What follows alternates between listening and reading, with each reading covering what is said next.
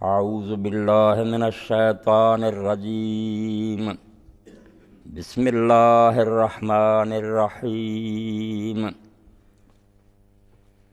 اعلموا انما الحیاۃ الدنیا لعب ولہو وزینۃ وتفاخر بینکم وتکاثر فی الاموال والاولاد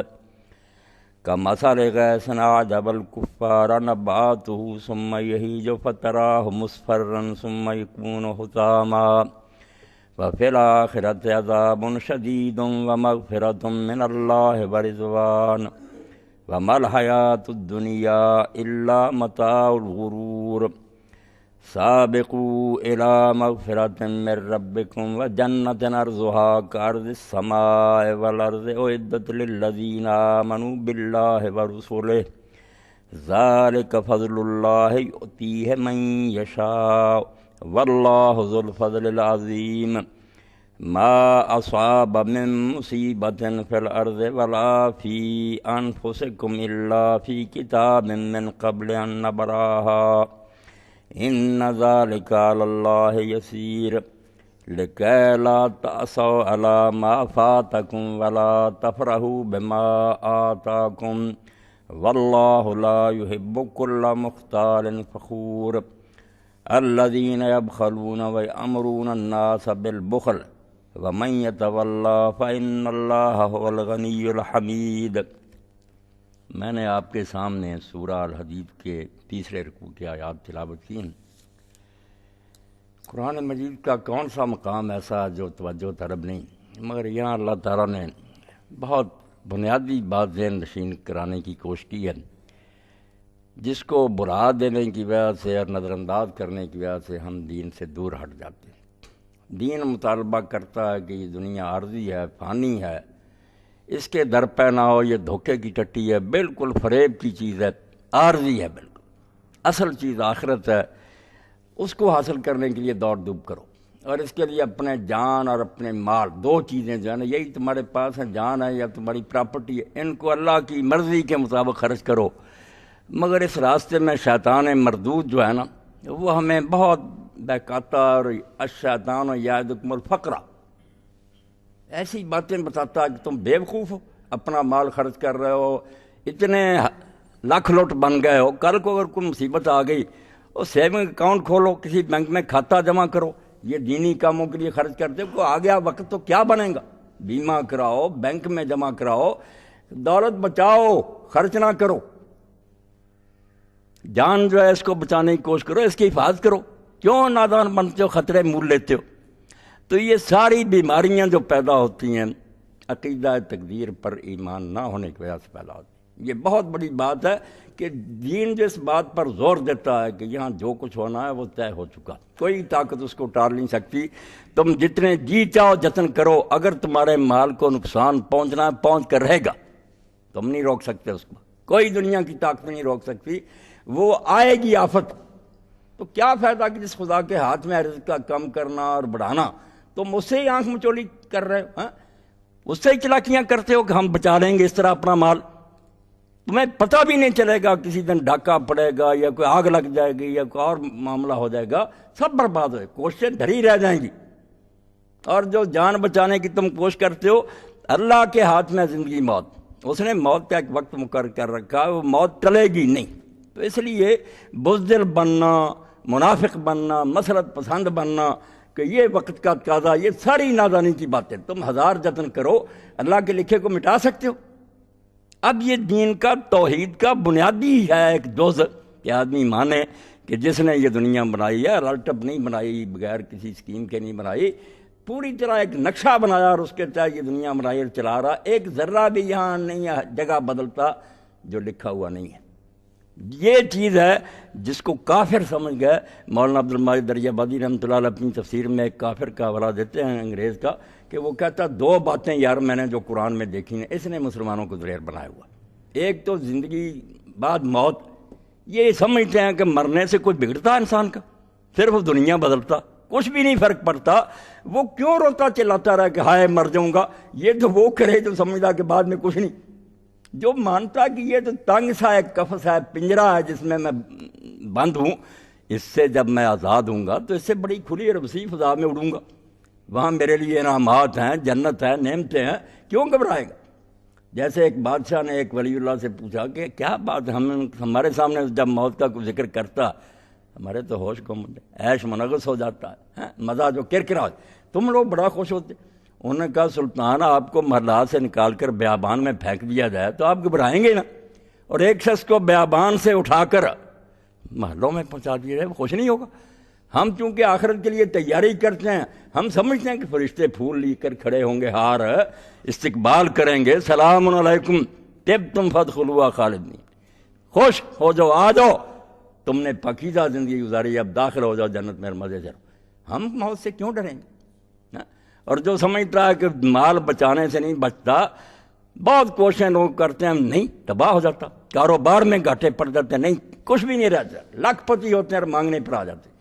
اور کئی ایسے ہیں جیسے امام ابن تیمیہ رحمۃ اللہ علیہ نے ایک تابعی کا واقعہ لکھا، وہ فرماتے ہیں میں نے ہشام بن عبد الملک کو بھی دیکھا کہ حج پر گیا اور کئی اونٹوں پر اس کے لباس ہی لدے ہوئے تھے، حج کو گیا عیاشی، اور بعد میں اس کے بچوں کو میں نے بازاروں میں بھیک مانگتے دیکھا۔ اور عمر بن عبدالعزیز جب دنیا سے گئے رحمۃ اللہ علیہ تو بیٹوں کو بلایا اور آخر وقت کہا بیٹا میں نے دنیا میں سے آپ کو کچھ نہیں دیا، تنگی سے وقت گزرا، آپ کو روٹی بھی نہیں اچھی نصیب ہوئی، مگر مجھے یقین اور میرا عقیدہ ہے اللہ یتولی الصالحین، اللہ نیکوں کا خود ولی ہے، سرپرست ہے، وہ تمہیں سنبھالے گا۔ اور 50 گھوڑے ان میں سے ایک بچے نے بعد میں مجاہدین کے لیے دیے، اللہ نے اتنی دولت دی۔ تو اللہ رب العالمین فرماتا کہ تم اپنی تدبیروں اور کوششوں سے سمجھتے ہو کہ یہ ہو جائے گا، تمہارا ایمان نہیں ہے کہ دنیا اللہ نے تمہارے سپرد نہیں کر دی، تھوڑا بہت اختیار ہے وہ بھی تقدیر کے دائرے کے اندر کے بھاگ دوڑ کر لو، ہوگا وہی جو اللہ لکھ چکا ہے، اس میں رد و بدل نہیں ہوگا۔ اس لیے اپنا فرض سر انجام دو، جو آواز دیتا نا کیا ہو یہ کام کرو، وقت ہے، دین کا یہ حکم ہے، کرو، باقی یہ بے فکر رہو کہ جو مصیبت آنی وہ بھی آئے گی، خوشحالی ہے وہ بھی آئے گی۔ تو یہ آیات جو ہیں ان کو توجہ سے سنیے اور پھر پتہ چلے کہ وہ نیک لوگ جن کے بارے میں ہم حیران ہیں، ہم ہیں ممولے، وہ ہیں شاہین۔ جیسے اقبال کہتا ہے کہ ممولے کے سامنے بعض کی باتیں کی جائیں اس کا تو جگر پھٹ جائے گا، دل اس کا جو ہے نا فیل ہو جائے گا، ہو ایسے خطرے، وہ ممولا ہے بیچارہ۔ مگر شاہین جو ہے پرواہ نہیں کرتے، دنیا روکتی رہتی ہے کہ یہ نہ کرو وہ نہ کرو، وہ کہتے ہیں بیوقوف لوگ، یہ سب مجھے سمجھانے والے نادان ہیں، میں ان کی بات مانوں تو پھر موت ٹل جائے گی۔ اللہ نے سورہ آل عمران بھر دی کہ منافقین پروپگنڈا کرتے تھے کہ رسول اللہ نے ہماری بات نہ مانی صلی اللہ علیہ وسلم، کھلے میدان میں جنگ لڑنے کے لیے چلے، کیا نتیجہ نکلا؟ 70 مارے گئے، اتنے حضور بھی زخمی ہوئے۔ تو اللہ پاک نے فرمایا کافرو بے ایمانو، ابھی تک تمہارے اندر ایمان نہیں آیا، تم نہیں سمجھتے کہ ان کی موت وہاں لکھی ہوئی تھی، انہوں نے جانا تھا اور شہادت حاصل کرنی تھی، تم بکواس کرتے ہو کہ اگر وہ گھروں میں رہتے تو موت نہ آتی۔ اس کا مطلب تم توحید کے جز پر ایمان نہیں رکھتے کہ اللہ تعالیٰ کے سامنے پوری اسکیم ہے، وہ دنیا کو اپنے نقشے کے مطابق چلا رہا۔ اور ساتھ ہی اللہ پاک نے فرمایا اگر تم سچے ہو نا کہ اپنی چالوں اور تدبیروں سے تم موت سے بچ سکتے ہو، فَدْرَوْا عَنْ أَنفُسِكُمُ الْمَوْتَ إِن كُنتُمْ صَادِقِينَ، جس دن آئے گی نا ٹال کر دکھانا اگر سچے، اور آ جائے گی أَيْنَمَا تَكُونُوا يُدْرِككُمُ الْمَوْتُ وَلَوْ كُنتُمْ فِي بُرُوجٍ مُشَيَّدَةٍ۔ تو وہ غیر مسلم لکھتا کہ ایک تو زندگی بعد موت، دوسرا مکتوب پر ایمان، لکھے پر، یہ ہو جانا جو ہونا، یہ دلیر بنا دیتا ہے۔ اور جب سے یہ چیزیں نکل گئیں بلکہ الٹا ہم نے تقدیر کا معنی بنا لیا کہ ہاتھ پاؤں توڑ کر بیٹھ جاؤ، کچھ نہیں کرنا، ہم نے غلط معنی لیا۔ اور امی رحمۃ اللہ علیہ سے سوال کیے نا اقبال نے، وہ مکالمہ پڑھنا چاہیے، جو آپ تو مولانا روم کی مثنوی سے ڈھونڈے نا، جو پہلے سے دیے کوئی یہ نہیں کہ آپ باتیں ہو رہی ہیں، خود ایک سوال سوچتا جو بڑے گہرے ہیں اس زمانے کے اشکال، اور اس کا جواب رومی کے کلام سے دیتا۔ تو کہتا ہے کہ اے شریک مستی خاصان بدر، میں نہیں سمجھا حدیث جبر و قدر، کہ اے رومی تجھ کو تو وہ نشہ نصیب ہے جو اصحاب بدر کو نصیب، تیرے کلام سے پتہ چلتا کہ تو اللہ کی محبت میں غرق ہو گیا، مگر جبر و قدر کی بحث مجھے سمجھ نہیں آئی۔ تو جواب میں انہوں نے کہا کہ بھائی بات یہ ہے کہ ایک ہی چیز ہوتی ہے جو کسی کا بیڑا غرق کر دیتی ہے اور کسی کو نفع ہو جاتا، بال بازاں راس ہوئے سلطان برد، باز کو پر ملے توڑ کر بادشاہ کے ہاتھ پر چلا گیا، بال زاغاں را بگورستان برد، وہی پر کوے کو ملے نامراد مردار کھانے کے لیے چلا گیا، پر ایک ہی ہے۔ تو عقیدہ جبر و قدر ایک ہی ہے کہ ہونا وہی ہے جو کچھ ہوگا۔ یہ سے بیوقوف کیا نتیجہ لیتے ہیں؟ جبر باشد، جبر جو ہے نا نیکوں کے لیے، کمال کے لیے، ان کو بلندیوں تک پہنچاتا، اور جاہلوں کی جبر باشد، جبر ہم زندان بندے جاہلاں بیوقوف غلط سمجھ کر ہاتھ پر توڑ کر بیٹھ جاتے۔ مومن دلیر ہو جاتا ہے کہ جو کام میرے ذمہ لگا میں وہ کروں گا، جو ہونا ہوئے، اور کوئی بھی برا نہیں ہوگا۔ جنگ تبوک کے لیے جب مسلمان جانے لگے تو لوگوں نے کہا یہ بیوقوف،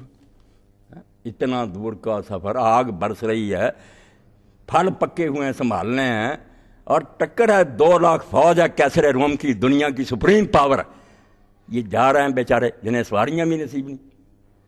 ہلاکت کی طرف جا رہا ہے، ان کو ان کے دین نے بیوقوف بنا دیا۔ تو اللہ تعالیٰ نے کہا کہ ان سے یہ کہو حل تربصون بنا الا احدی الحسنیین، بیوقوف ہو تم دونوں میں سے جس چیز کی بھی ہمارے بارے میں توقع رکھتے ہو کہ یا ہم جیتیں گے یا مارے جائیں گے، دو ہی ہیں، یہ تم نہیں سمجھتے، ہم دین کی برکت سے سمجھ گئے کہ یہ دونوں چیزیں ہمارے حق میں سے بہتر فتح ہوگی وہ بھی اچھی، اور مارے گئے تو اس سے زیادہ اچھا۔ آپ دیکھتے ہیں نا جنگ موتا میں جب ایسی صورتحال پیش آ گئی کہ لشکر تو صرف 3000 آپ نے بھیجا تھا، مگر وہاں فوج 1 لاکھ جو تھی ٹھیوڈور لے کر سامنے آ گیا۔ ہم مسلمانوں نے کہا کیا کریں؟ کہنے لگے رسول اللہ کو اطلاع دینی چاہیے کہ یہاں تو یہ صورتحال پیش آئی ہے، آپ کمک بھیجیں یا جو فیصلہ کرے۔ تو حضرت عبداللہ بن رواحہ کھڑے ہو گئے رضی اللہ تعالیٰ، انہوں نے کہا یار تم کس چیز کو ڈھونڈتے پھرتے تھے؟ اگر جنت چاہتے تھے تو اس کو وہ سامنے دروازے کھلے ہوئے، اور اب مدینے اطلاع دیتے پھرتے ہو۔ ایسی تقریر فرمائی کہ اسی وقت لوگوں میں جوش بھر گیا اور شہید ہو گئے، تینوں امیر جو تھے شہید ہو گئے، حضرت خالد بن ولید نے کمان سنبھالی۔ یعنی یقین اور ایمان یہ کہ یہ کوششیں تدبیریں جو سمجھا اس سے ہی سب کام ہو جائے گا، یہ تو پھر اس نے عقیدہ تفویض اختیار کری کہ اللہ تعالیٰ نے دنیا چھوڑ دی ہے، میرے ہاتھ میں کر دی، جو چاہوں گا کروں، نہیں ہونا ایسا ہوگا، کنٹرول اب بھی اس کا موجود ہے، کوششیں کرو سب کچھ، مگر اس کوششوں کا جو نا آخری نتیجہ وہ اس نے اپنے ہاتھ میں رکھا۔ تو اس لیے ان آیات کا ترجمہ آپ سن لیں، جو خرچ کرنے سے دریک کرتے ہیں کہ نہ تحریکوں کو نہ دو جہاد کے لیے نہ دو نیکی کے کاموں میں، اس لیے دولت بچی جائے گی۔ فرمایا دولت کا کم و بیش کرنا اللہ کے ہاتھ میں ہے، تدبیروں سے نہیں، دو کھلے دل سے، اور بھروسہ اللہ پر رکھو کہ جس نے اب تک دیا ہے وہ آگے کی دے گا۔ اعلموا، اچھی طرح جان لو کہ یہ دنیا کی زندگی جس کے پیچھے تم پڑے ہوئے اور اس کو حاصل کرنے کی دوڑ دھوپ کر رہی، کیا ہے؟ کھیل ہے، تماشا ہے، فیشن ہے،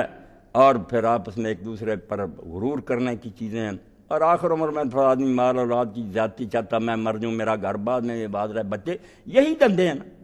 چھوٹی عمر میں کھیلنے میں لگا رہتا ہے، پھر ذرا زیادہ اچھا ہوتا ہے لہو، کھیل تو بچہ ہوتا ہے نا نادان جس کو پتہ ہی نہیں، پھر ذرا ہوش آتی ہے، پھر یہ جو دلچسپیاں،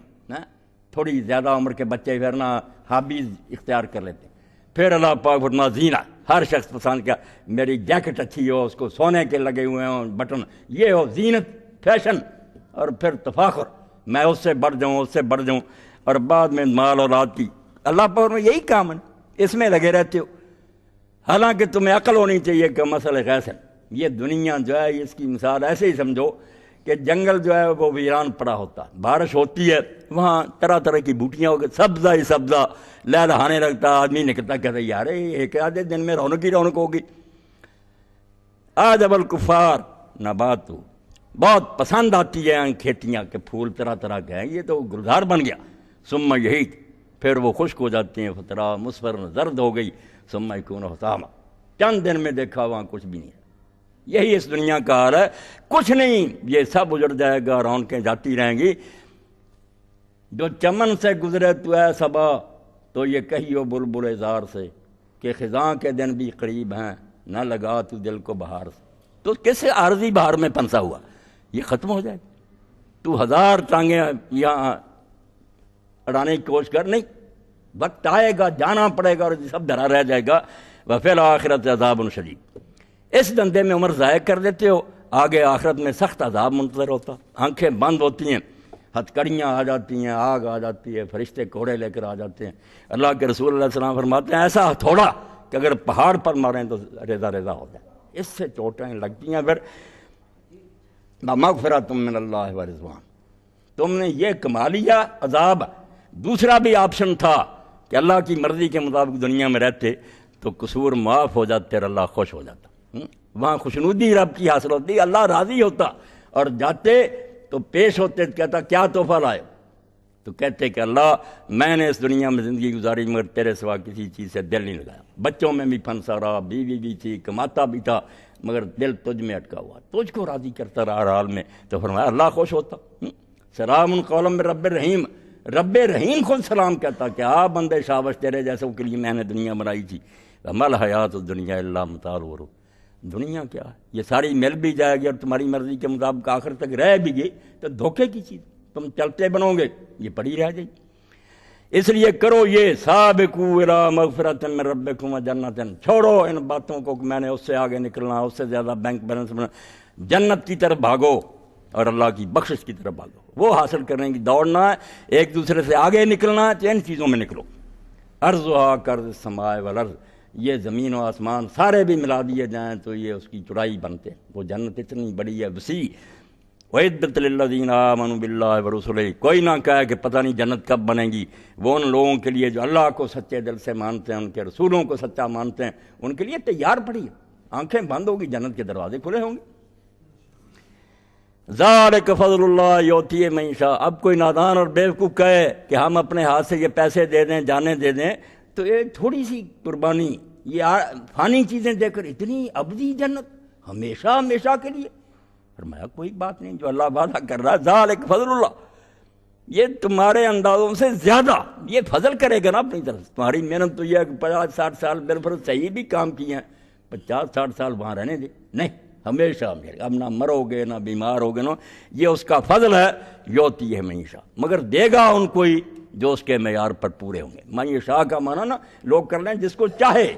اور جس کو چاہے بنا لیا بلائنڈ پاور، کہ اللہ کوئی بچہ ہے یا کوئی پاگل ہے، اس نے ہتھی پکڑی ہوئی ہے، پتہ نہیں کس کو لگ جائے۔ جب وہ یاد آتی ہے نا کہ جس کو چاہتا ہے ہدایت دیتا ہے، جس کو چاہتا ہے گمراہ کرتا، جس کو چاہتا ہے بخشتا، وہاں چاہتے کا یہ معنی بنا لیا کہ کوئی قاعدہ قانون کوئی نہیں، اس کا معنی تو یہ کہ جو تم کہتے ہو کہ تمہارے چاہنے سے یا کسی ولی اور پیر کے چاہنے سے یہ ہوگا، یہ نہیں ہوگا،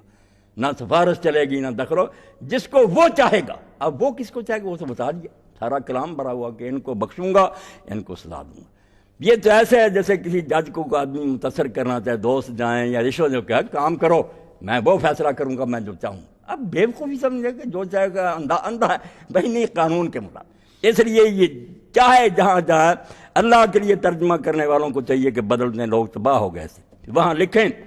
کہ وہ شخص جو ہے اس کو اللہ بخشے جا گا، اس کے قانون مغفرت کے مطابق بخش کے لائق ہوگا، سزا اس کو دے گا جو اس کے قانون کے تحت سزا کا مستحق ہوگا۔ بات سیدھی، چاہت اپنی اس نے واضح کر دی، مگر غلط، تو اللہ فرماتا یہ بہت اس کا بڑا فضل ہے، تمہاری تھوڑی سی محنت کے عوض یہ ابدی جنت جو لائق ہوں گے اس کے قانون کے ان کو دے گا۔ واللہ ذو الفضل العظیم، اللہ کا فضل تمہارے اندازوں سے بہت بڑا، تم سوچ بھی نہیں سکتے کہ وہ اس کے پاس کتنے خزانے ہیں۔ اور اس بارے میں جو بات میں نے کہی تھی کہ بزدل کیوں بنتا، کیوں مال جان قربانی کرتا، تقدیر پر ایمان نہیں رکھتا، کہتا میں اپنے حیلوں بہانوں سے ناجائز تدبیروں سے مال بچا لوں گا، جان بچا، اس کا علاج کیا، ما اصاب من مصیبت فی الارض ولا فی انفسکم الا فی کتاب من قبل ان نبرأ، یہ جو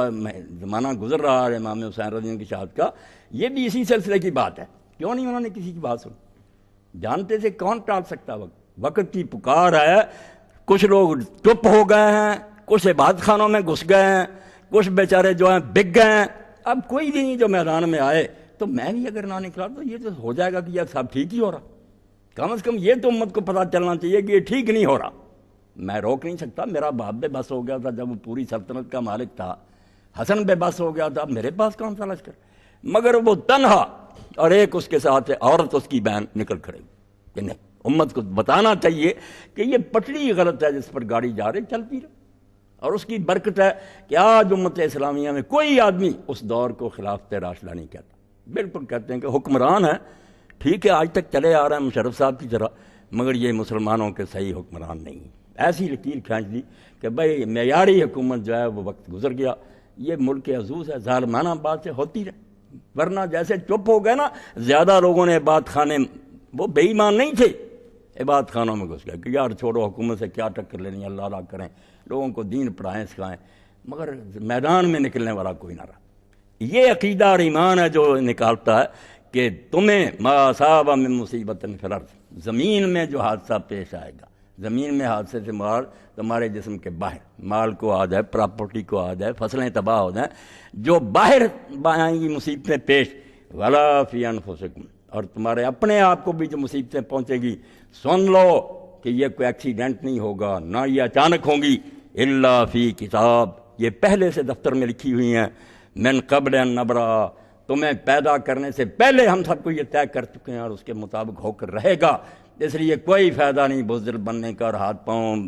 جوڑنے کا، منتیں سماجتیں کرنے کا، اس سے کچھ نہیں بنا، نہ بش کوئی سنوار سکتا ہے، نہ تمہارا، نہ یہ عقل مندیاں کچھ کر سکتی ہیں، جو ہونا ہے ہو کر رہے گا۔ اِنَّ ذَلِكَ اللہ یسیر، اور کوئی بے وقوف نہ یہ سمجھے کہ اللہ کو کیسے پتہ کیسا ہوگا، اللہ خالق ہے، اس کا علم جو ہے محیط کل ہے،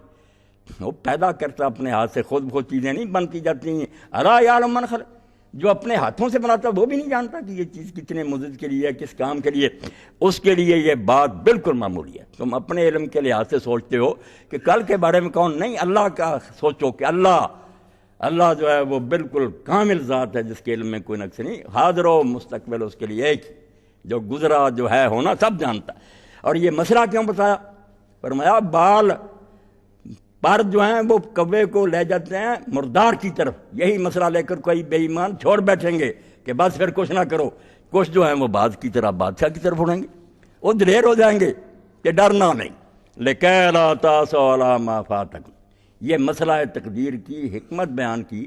کہ یہ مسئلہ لوگوں کو کیوں بتایا گیا، تاکہ اگر تمہارے ہاتھ سے کچھ چیز جاتی رہے، جو تم چاہتے تھے نا وہ نہیں حاصل ہوا، تو تمہیں غم نہ ہو، غم نہ ہو، سوچو کہ نہیں غم کرنے سے کیا فائدہ، اگر میں اس کے خلاف کرتا پھر کوئی اور کر سکتا تھا، یہ ہونا ہی ہونا تھا، ماشاء اللہ کانا وما لم یشاء لم یکن، جو اللہ چاہتا ہوگا، بڑی بات ہے یہ، رکوع ضرور پڑھنا پھر جا کر تفسیروں سے بھی، تاکہ دل جو نا کسی جگہ ٹک جائے،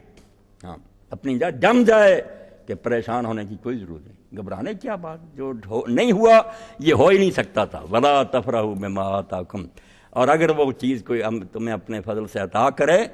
تو گھمنڈ میں نہیں آنا، متکبر نہیں ہونا کہ میری تدبیروں کا نتیجہ ہے، میرا یہ رائٹ بنتا تھا، کون ہو تم استحقاق جتانے والے، بتیرے دھکے کھا رہے ہیں، یہ اس کی مہربانی ہے تجھے کوئی چیز دے دی، واللہ لا یحب کل مختال فخور،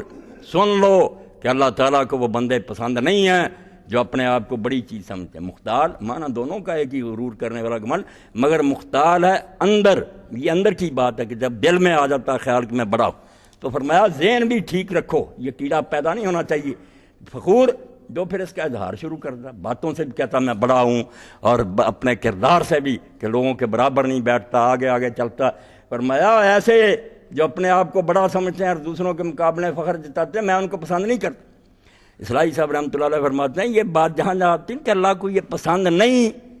یہ معمولی نہ سمجھنا، اس کا اصل الٹ ہے کہ اللہ کو یہ لوگ سخت ناپسند، وہ دشمن ہے ان کا، اور جس کا خدا دشمن ہو جائے ان کے لیے پھر یہاں اور آگے کہیں پناہ نہیں، وہ نہیں بچ سکتے۔ اللہ کہتا میں نہیں ان لوگوں کو اچھے سمجھا، میری دنیا میں رہ رہا میں ان کا دشمن ہوں۔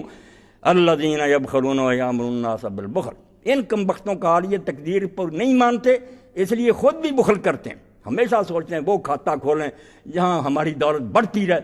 اور لوگوں کو مشورہ دیتے ہیں کہ نہ اللہ کے راستے میں خرچ کیا کرو، اتنا نہ لٹایا کرو، اپنے یا اپنے بال بچوں کی فکر کرو۔ اللہ کہتا تقدیر کو مانتے تو کیوں ایسی باتیں کرتے؟ وَمَن يَتَوَلَّ فَإِنَّ اللَّهَ هُوَ الْغَنِيُّ الْحَمِيدُ، آخر میں اللہ نے بالکل یہ نا تنبیہ کر دی، تحدید، دھمکی دے دی کہ ان باتوں کو سننے کے بعد بھی جو منہ پھیریں گے، نہیں آئیں گے اللہ کے دین کی طرف، نہ جان قربان کریں گے نہ مال، وہ سن لیں ان اللہ هو الغنی، کہ اللہ کو ان کے خرچوں کی اور ان کی قربانیوں کی کوئی ضرورت نہیں ہے، اس کا کوئی کام اٹکا نہیں کہ تم نہیں کرو گے تو اس کو نقصان کوئی پہنچے، وہ تو غنی ہے، ساری دنیا کافر ہو جائے اس کا کچھ نہیں بال بھی کر سکتی، الحمید، تو کیوں یہ دعوت دیتا تمہیں قربانیوں کے، اس لیے اس کو ضرورت نہیں، مگر اس کے وہ لائق حمد ہے، اس میں اتنی اعلیٰ صفات ہیں، اس کے خزانے بھرے ہوئے ہیں، وہ اس لیے مرادی کرتا ہے تمہارے لیے کھاتا کھولا ہے کہ مجھے ضرورت نہیں، آؤ تمہارے لیے سامان کیا کہ یہ نکمی دے کر نا زندگی بہتر زندگی لے لو، یہاں جان دے دو زندہ ہو جاؤ. قرآن نے کہا جو مرتے ہیں. اب یہ راز قرآن نہیں کھولا کہ جو جینا چاہتا ہے وہ وہی آدمی ہے جس کو مرنا آتا ہے. جو مرنا نہیں جانتا وہ جینا نہیں جانتا. وہ ذلیل ہوتا ہے, رسوا ہوتا ہے, جوتیاں کھاتا رہتا ہے, ذلت کی زندگی گزارتا ہے. دوسرا جو ہے نا وہ سمجھا نہیں مرنے میں تو عزت یار نہیں ہے, عزت ہے. وہ جان دیتا ہے اور پھر دنیا یہ کہتی ہے جیسے ڈھب سے کوئی مقتل کو گیا وہ شان سلامت رہتی ہے. یہ جان تو آنی جانی ہے, اس جان کی تو کوئی بات نہیں. یہ ہم نے بھی دینی. بسترے پر ایڑیاں رگڑ کر مرے کوئی یاد نہیں کرے گا, مگر جو اللہ کی راہ میں نکل کے مرتے ہیں ہزار دنیا چاہتی ہے کہ ان کا نشان مٹایا. ہم تاریخ میں پڑھتے ہیں کہ لوگوں نے پہلے ویسے ہی سب کچھ کیا, سر کاٹ کر گھمایا, آج تک پتہ نہیں چلا کہ وہ سر کہاں دفن ہوا. سید ابو بکر غزنوی رحمۃ اللہ علیہ نے جب اس پر مقالہ لکھا تو آخری سطروں میں جو شعر لکھا کہ جو یہ سمجھتا ہے نا کہ اللہ کے ساتھ محبت آسان ہے, اس سے یہ کہہ دو کہ وہ آ کر میری قبر کو دیکھے کہ سر ملا. پھر کسی کو سر کا پتہ نہیں چلا کہ سر کٹنے کے بعد کوفہ گیا, اس کے بعد پھر کیا ہوا, شام گیا, وہ مدینہ چلا گیا, مصر دفن ہوا, اسکلان میں ہوا, کوئی خبر نہیں. یہ کربلا میں شیعہ لوگ بھی مانتے ہیں کہ ہم نے اپنے دل کی تسلی کے لیے وہ بنو اسد نے جو لاشیں تھیں بعد میں دوسرے دن دفن کر دیں, سر نہیں ملا. مگر من کانا وہ کہتے ہیں جو یہ چاہتا کہ دیکھے محبت والوں کا انجام یہ وہ میرے آ کر مقبرہ کو دیکھے کیا بنا, مگر عزت مٹا سکا. بعد میں متوکل نے قبر پر ہل چلوائے, پانی اس پر بہایا عباسی نے, اور سپاہی مقرر کر دیے کہ جو زیارت کے لیے آئے سلام کرے قتل کر, مگر سب مٹا گئے, ان کا نام نہیں مٹ سکا. اس لیے علامہ اقبال رحمۃ اللہ علیہ فرماتے ہیں شوق تے شاموں فرے بغداد رفت. نہ بنو امیہ کی حکومت رہی, وہ شام کی شوکت بھی جاتی رہی, اور بغداد کا بھی رعب داب نہ رہا, باسی بھی چلے گئے. شوق تے شاموں فرے بغداد رفت, ستوت غرناطہ ہم یاد رفت. اسپین میں جو ہماری عظمت تھی وہ بھی بھول گئی. باتیں کرتے ہیں کہ وہاں ہوتے تھے, کچھ نہیں, گم. مگر تازہ تکبیر ہوئی ماں ہنوز, اس نے میدان میں جو اللہ اکبر کہا تھا اس سے اب بھی ایمان ہمارے تازہ ہوتے ہیں. مومن کو ایسے زندگی گزارنی چاہیے, یا عزت سے جیے یا جان دے دے. تازہ تکبیر ہوئی ماں ہنوز, تار ماں از زخماش لرزاں ہنوز. ہمارے ساز پر جو ایسے چوٹ لگائی تھی نا, اس کی وجہ سے آج بھی ہماری تاریں ہل رہی ہیں, نغمے نکل رہے ہیں. تو یہ میم شین جو تھے اللہ رحمت فرمائے, تو چودھری سردار احمد ان کے داماد جو لکھتے ہیں, انہوں نے اپنے دفتر میں سامنے لکھ کر یہ شعر علامہ اقبال کا لگایا ہوا تھا. یہ آخری ہے اس کا حادثہ, سر حادثہ کربلا. اے صبا اے پے کے دور افتادگاں, اشک ماں برخا کے پاک عرس. ہم دور ہیں, نہیں پہنچ سکے کربلا, مگر اے باد صبا تو دور جو ہوتے ہیں لوگ ان کا پیغام دیتی ہے. شاعر تو اس سے کام لیتے ہیں, اس لیے میرے آنسو حسین رضی اللہ کی پاک قبر تک پہنچا. یعنی اللہ نے جو بات کہی ہے, اور یہ احادیث کو جب پڑھیں تو پتہ چلتا کہ جب بچپن میں چھاتی پر کھیلتے ہوئے حضور نے بتا دیا کہ بچہ شہید ہوگا, جو 58 سال عمر گزاری یہ جانتے ہوئے کہ میں تو قتل ہوں گا. میں کہتا ہوں بڑی دلیری کا کام ہے, ورنہ آدمی کو بتا دیا جائے کہ تو مارا جائے گا, وہ تو اسی وقت مر جاتا زندہ. نہیں, زندگی گزاری, اور 58 سال کی عمر مہندی سے داڑھی رنگی ہوئی تھی, اس زمانے میں نکلا, کوئی جوانی نہیں تھی. اس لیے کہ جو ہونا ہے اس کو ٹال سکتا. اس لیے جب امام ابن کثیر رحمۃ اللہ علیہ بدایہ میں اشعار نقل کیے ہیں امام حسین رضی اللہ کے, کہ وہ شعر بھی کہ بہت سارے اشعار 2 صفحے پڑھنے چاہیے. امام نے جو اشعار کے ان میں سے یہ بھی یہ بات, ان کانت الابدان للموت انشأت فقتل امرئ باللہ فی السیف افضل فی اللہ بالسیف افضل. جب یہ جسم بنے ہی مرنے کے لیے, کوئی بچا نہیں سکتا, مریں گے ضروری. ان کانت الابدان للموت انشأت فقتل امرئ بالسیف فی اللہ افضل. تو پھر بجائے ایڑیاں رگڑ کر مرنے کے اللہ کی راہ میں تلوار سے قتل ہو جانا, یہ اعلیٰ بات. پھر اس طرح مرو کہ تمہاری موت جو ہے نا وہ زندگی بن جائے. اور یہ رزق کے بارے میں بھی بخل کرتے ہیں, جو قرآن کہہ رہا کہ اللہ کی راہ میں نہیں دیتے. ساری دنیا کہہ رہی ہے کہ بچاؤ بچاؤ, سیونگ, اس کو دانائی سمجھتے ہیں, حالانکہ اسی چالوں سے نہیں بچایا جا سکتا. اللہ کا ارادہ ہوا نا برباد کر ہو جائے گا, کوئی نہ کوئی بہانہ بن جائے, کچھ نہیں رہنا. بینک لٹ جائیں گے اور بڑے بڑے کارخانے تباہ ہو جائیں گے, نہیں, اس کی بجائے اللہ کے بینک میں جمع کراؤ, بھروسہ اللہ, اور پھر آتا رہے گا. تو یہ بھی امام رضی اللہ تعالیٰ عنہ فرماتے ہیں کہ یہ مال جو ہے اذا کانا تیلا مال ترک جمع, کہ یہ مال جن کو ہم جمع کرتے ہیں، جب ان کا انجام یہ ہوگا کہ آخر ان کو چھوڑ جائیں گے، یہ چھوڑ جانے ہیں جمع کیے ہوئے مال. اذا کانت الاموال ترک جمع، جب ان کے اکٹھے کرنے کا آخر اشر یہ ہوگا کہ چھوڑیں گے. فما بال متروک بالمرء یبخل، تو آدمی کو کیا ہو گیا ہے کہ جس چیز کو اس نے چھوڑ جانا اس میں کنجوسی کرتا، بخل کرتا اور سنبھال کے رکھتا. کیوں نہیں خرچ کر دیتا کہ تاکہ تجھے ملے. اس لیے ایک نیک آدمی کے بارے میں آتا، وہ خرچ کرتے، لوگ کہتے تم یار بخل سے کام نہیں لیتے. اس نے کہا مجھ سے بڑا بخیل کون ہے؟ انہوں نے کہا کیوں؟ اس نے کہا دنیا کے بخیل وہ ہیں کم بخت جو یہاں مال سمیٹتے ہیں. میں بخیل ہوں، کہتا ہوں ایک پائی نہیں رہنے دوں گا، میں سارا اپنے کھاتے میں جمع کروں گا. اس لیے میں صحیح بخیل ہوں کہ جو کماتا ہوں وہاں جمع کروں، میں کیوں چھوڑ دوں؟ دوسرے خود کمائیں گے کھائیں گے، کماتا میں رہوں، گناہ ثواب میں بھگتوں کھائیں گے. تو اللہ نے فرمایا کہ میں یہ بات جو تمہیں بتاتا ہوں کہ تمہارے مالوں میں اور تمہارے جسموں میں جو کچھ پیش آنے والا وہ لکھا ہوا. گھبراؤ نہیں، کام کرو، جو اللہ تعالیٰ کو منظور ہو جائے گا. اپنا فرض جس وقت دین کہے کہ یہ کرو، اس کے لیے دلیرانہ نکلو اور کوئی گھبرانے کی ضرورت نہیں. اسی لیے ہم جنگ احد میں بھی دیکھتے ہیں کہ ایسے لوگ جن کو اللہ کے رسول علیہ السلام نے اور قرآن نے اجازت دی کہ ان پر جہاد فرض نہیں. حضرت عمرو بن الجموح رضی اللہ عنہ تھے، لنگڑے تھے، 4 بیٹے تھے، وہ جہاد پر جا رہے تھے. انہوں نے کہا ابا جی آپ معذور ہیں، آپ کو جہاد کا حکم نہیں. انہوں نے کہا بیٹا نہیں، میں ضرور جاؤں. رسول کریم علیہ السلام تک بات پہنچی، یعنی جان بچانا نہیں چاہتے، جان دینا چاہتے. حضور علیہ السلام نے کہا بھائی عمر اللہ نے معاف تو آپ کو کیا، کیوں جاتے ہیں بیٹے جا رہے. اس نے لنگڑا کر کہا کہ اللہ کے رسول میرا شوق ہے کہ میں جنت میں بھی اسی طرح لنگڑاتا ہوا داخل ہوں. حضور نے بیٹوں سے کہا کہ بچہ اس کو نہ روکو، اگر یہ جنت میں جانا چاہتا ہے اسی طرح تو اس کو جانے. وہ بھی شہید ہوئے. یعنی مسلمانوں نے یہ بات سمجھ لی، دین نے یہ بات ان کے ذہنوں میں جما دی کہ اپنی تدبیروں اور کوششوں سے کچھ نہیں ہوگا، صحیح راستے پر رہو. اگر مال تمہاری قسمت میں تو حلال طریقے سے ہی بہت آئے گا، اور اگر ہم سود کھاؤ گے، جوا کھیلو گے، بانڈ خریدو گے، مگر اللہ کو منظور نہیں، سب لٹ جائے گا. یہ بھی ہوگا کہ ادھر بینک سے تم لے کر نکلو گے اور ادھر لوگ کھڑے ہوں گے، پسٹل تمہارے سینے پر رکھ کر دولت بھی لیں گے، گولی مار کر چلے جائیں. کیا بنے گا پھر؟ تو کیوں غلط تدبیریں اختیار کرتے ہو؟ بھروسہ رکھو کہ جو ہونے والا وہ ہو جائے گا. ہمیں کام وہ کرنا چاہیے جس کا اللہ حکم دیتا ہے، پھر کوئی پرواہ نہیں، ہم مارے جائیں یا زندہ رہیں، دونوں حالتیں ہمارے لیے بہتر ہیں. وآخر دعوانا الحمدللہ رب العالمین.